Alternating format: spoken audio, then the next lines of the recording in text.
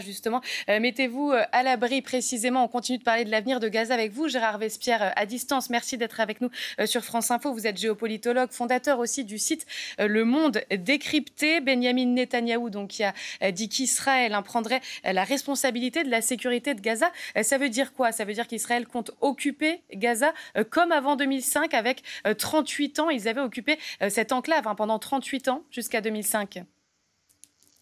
Bonjour à vous. Je pense que Benjamin Netanyahou, n'est-ce pas, donne un objectif très très global.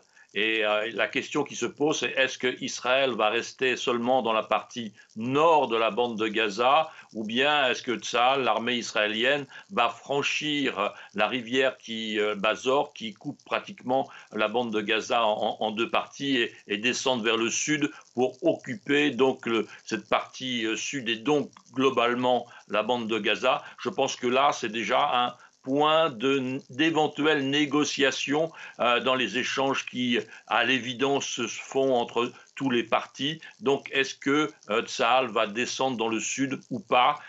Voilà pour moi, dans un premier temps, la question essentielle.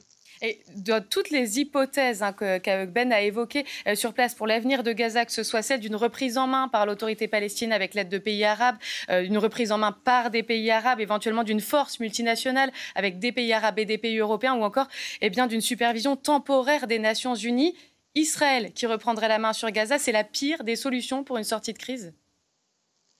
Je pense que c'est la plus compliquée pour Tsahal, c'est-à-dire d'être complètement exposé à la population de 2 millions d'habitants de Gazaouis qui occupent effectivement, qui sont présents sur ce territoire. Donc vous avez là des risques, n'est-ce pas? Le nombre de morts augmente chaque jour dans l'armée israélienne. On s'approche des 50 morts, on va monter vers les 100 très probablement. Donc voyez-vous, il y a à l'évidence une pression aussi qui se mettra en place dans l'opinion publique israélienne pour éviter que l'armée ne soit trop exposée, même si l'objectif effectivement de la destruction du Hamas est reconnu comme nécessaire par tous, mais il y a un prix pour cela. Est-ce que le prix à payer va être un engagement total de Tsahal ou limité, et donc par exemple faire intervenir l'armée égyptienne dans le sud?